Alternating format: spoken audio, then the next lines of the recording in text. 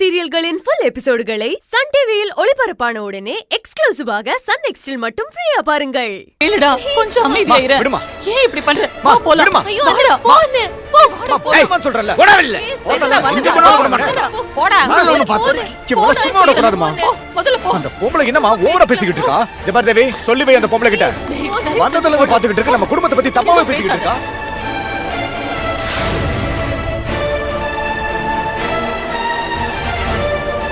சொல்ல கேட்காம ஏன் அப்படி பிரச்சனை பண்ண? உள்ள போகும்போதே சொன்னல. நீ எப்பமா வந்த? என்ன ஆச்சுமா? இல்ல தேவி, அக்காவோட நிச்சயத்துக்கு அழைக்கலான்னு வந்தோம். வந்த இடத்துல ஏதேதோ பேசி இப்படி ஆயிடுச்சு. சரிம்மா, நீ அண்ணனை கூட்டிட்டு முதல்ல போமா, மத்ததுல அப்புறமா பேசிக்கலாம். சரி நீ பாத்துக்க. சரிம்மா. அந்த பொம்பளைய வாய மூட சொல்லு.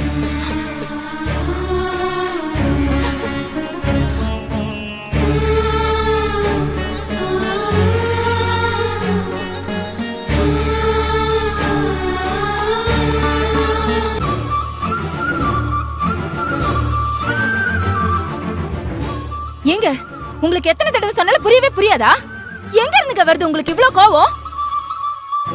நம்ம வீட்டு பொண்ணு அங்க வாழ்றாங்கற நினைப்பு கொஞ்சமாவது இருக்கா இல்லையா? ஏற்கனவே அந்த வேத வழியால கோவத்துல உட்கார்ந்துகிட்டு இருக்கேன். நீயும் பேசி என்ன வெறுப்பேத்தாத. ஏய், நான் என்ன வேணும்னா போய் பிரச்சனை பண்ணிட்டு வந்தேன்? அந்த பொம்பளை என்னென்ன பேசினா தெரியுமா? நான் தேவியை பத்தி யோசிக்கல, அவ வாழ்க்கைய பத்தி கவலைப்படலன்னு சொல்றியே, அவளுக்கு சேர்த்து தாண்டி பேசிட்டு வந்திருக்கேன். 5 ரூபா பணமா இருந்தாலும் அதை உழைச்சு சாப்பிடணும்னு நினைக்கிறவங்க நாம. என் தங்கச்சிங்க என்ன பணத்துக்கு ஆசைப்படுறவளுங்களா? அண்ணே, ஆமா, நான் கோவப்படுறது மட்டும் தப்புன்னு சொல்றல, அந்த பொம்பளை பேசினால அது தப்பு இல்லையா? டேய், அவங்க ஏதோ வாய்க்கு வந்தது பேசிட்டு போறாங்க. பதிலுக்கு பதில் நீயும் பேசுனனா தேவியோட வாழ்க்கை என்னடா ஆகுது? என்னமா ஆகும்? இத பார், இனிமே அந்த பொம்பளையோட ஆட்டம் எல்லாம் மாப்பிள்ளை கிட்ட செல்லாது.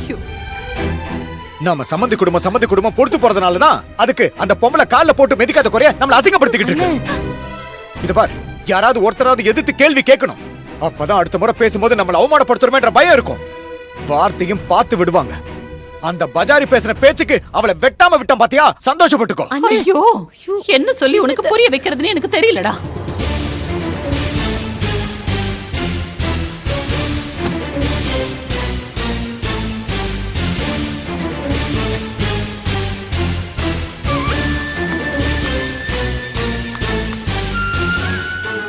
மா, அத்தை. ஏய் யானைக்குட்டி, என்னடா பண்ணிட்டு இருக்க?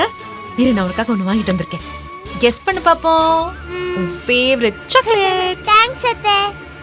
அம்மா, கையில் சிஸ்டர் வராங்க. மூர்த்தி, கையலுக்கு அங்க நடந்த பிரச்சனை எதுவும் தெரிய வேண்டாம், புரிஞ்சுதா? அத்தை, நீங்க எப்பெல்லாம் எனக்கு சாக்லேட் கொடுத்தாலும் நான் உங்களுக்கு ஒரு விஷயம் சொல்லுவேன்ல. இப்ப நான் ஒரு விஷயம் உங்ககிட்ட சொல்லவா?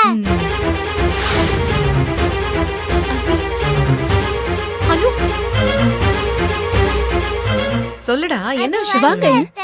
வா. அனு, ஹோம்வொர்க் பண்ண சொன்னல, பண்ணாம இங்க என்ன பண்ணிட்டு இருக்க? ஐயோ அண்ணி, அண்ணி வா. அண்ணி, ஹோம்வொர்க் எழுத. அண்ணி, அண்ணி ஒரு நிமிஷம் இருங்க. அனு ஏதோ சொல்ல வந்தா. என்னாச்சுடா? சொல்லையில் அவ பெருசா என்ன சொல்லிட போறா? ஸ்கூல்ல மிஸ் அத சொன்னாங்க இத சொன்னாங்கன்னு சொல்லி உன் டைம் வேஸ்ட் பண்ணுவா. நீ போய் உன் ஹோம்வொர்க் எழுது போ. அண்ணி, அண்ணி இருங்க அண்ணி. சொல்லுடா, என்ன சொல்லணும்?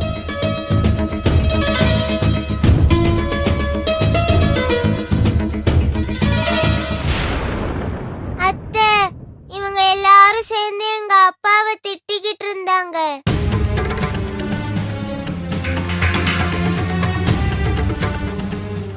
ஏமா? தேவி அத்தை வீட்ல ஒரு குண்டு பாட்டி இருப்பாங்கல்ல, அவங்க பேரை சொல்லி பேசிட்டு இருந்தாங்க. அப்புறம் நீங்க வந்ததை பார்த்துட்டு உங்களுக்கு அந்த விஷயம் தெரியக்கூடாதுன்னு சொன்னாங்க.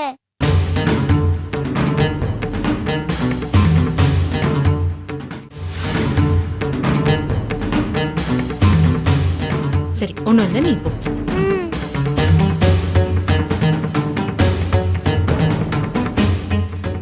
என்னம்மா பிரச்சனை? அதெல்லாம் எதுவும் இல்ல கையல். நம்ம மூர்த்திக்கு வேலை பாக்குற இடத்துல ஏதோ பிரச்சனையா, அத பத்தி பேசிட்டு இருந்தோம். நீ போய் கை கால் கழுவிட்டு வா. நான் அனு கிடையாதுமா, ஏதாவது சொல்லி என்ன ஏமாத்துறதுக்கு. என்ன பிரச்சனைன்னு சொல்லுங்க. அதான் ஒண்ணு இல்லன்னு சொல்றேனே கையல். இரு மூர்த்தி, என்னாச்சு? அது ஒண்ணு இல்ல கையல், நீ டயர்டா வந்திருப்ப, முதல்ல போய் ரெஸ்ட் எடு. இப்ப சொல்ல போறீங்களா இல்லையா? அக்கா, அம்மாவும் அண்ணனும் தேவி வீட்டுக்கு போய் உங்க நிச்சயதார்த்தத்தை சொல்ல போனாங்க. போன இடத்துல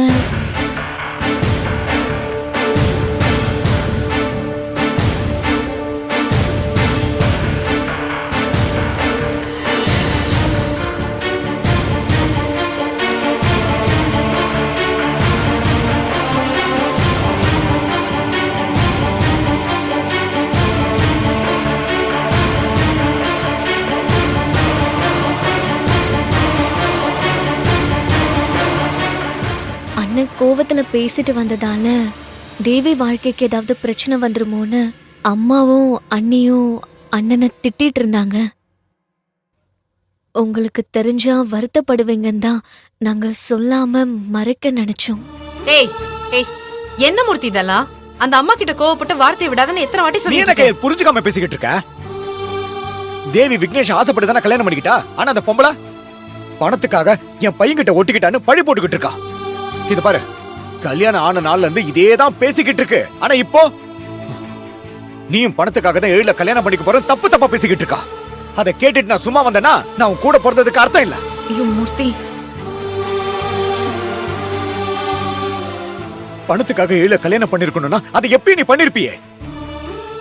என்னை ஏத்துக்க கையில எழில் உன் பின்னாடி வந்தப்ப கூட உன் மனசுக்கு பிடிச்சிருந்தும் எதுக்காக அந்த காதலை விரட்டி விட்ட?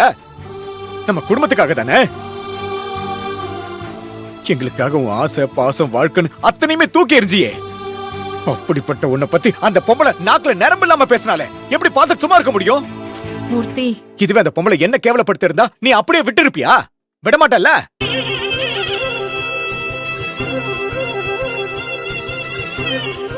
போடா குடிகார பையலன்னு சொல்லி அந்த பொம்பளை காரி துப்பு இருந்தா கூட பரவாயில்ல. தேவிக்காக நான் தொடச்சு போட்டு வந்திருப்பேன். என் தங்கச்சிங்களை பத்தி தப்பு தப்பா பேசும்போது எப்படி என்னால் சும்மா இருக்க முடியும்? ஒரு அண்ணனா எனக்கு கோவம் வரதானே செய்யும். மூர்த்தி, நீ சும்மா இரு கயல். உன்னையும் நம்ம குடும்பத்தையும் தப்பா பேசினா என்னால பொறுமையெல்லாம் இருக்க முடியாது. ஏய் நீ பாசத்தினால கோவப்பட்டது சரிதான். ஆனா உன் கோவம் நீ பாசம் காட்டுறவங்களுக்கே பிரச்சனையா வந்து நிக்குதே, அதுக்கு என்ன பண்ணுவ? அதெல்லாம் ஒரு பிரச்சனையும் வராது கயல். மாப்பிள்ளை தேவிக்கு தான் சப்போர்ட்டா இருக்காரு. ஐயோ, நீ சப்போர்ட் பண்ணாலும் ஒண்ணுக்கு ரெண்டா ஏதாவது சொல்லி விக்னேஷ ட்ரிகர் பண்ணி விடுவாங்க. ஹ, நம்மள பிரிக்கிறதுக்கு நீயே அவங்களுக்கு ரூட் போட்டு கொடுத்திருக்கல்ல.